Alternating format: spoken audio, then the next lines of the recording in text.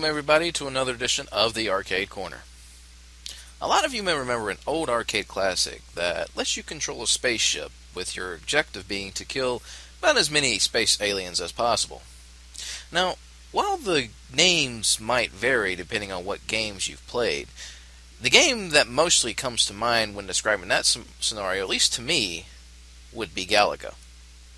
However, Galaga will not be the only game that we will be going over.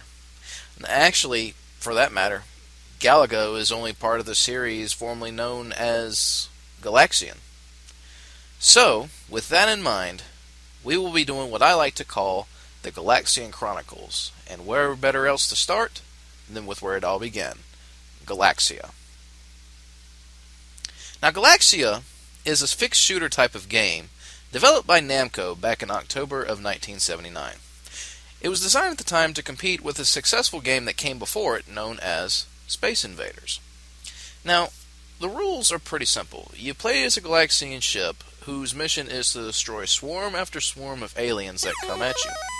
You can only move left and right, not up and down. You only get to fire off one shot at a time.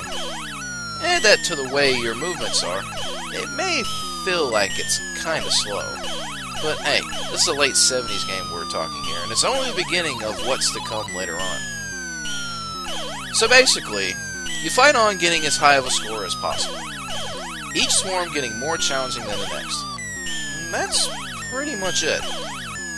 Not much of a story to it at all, but then again, you weren't really expecting a story for a simple all-arcade classic like this, were you?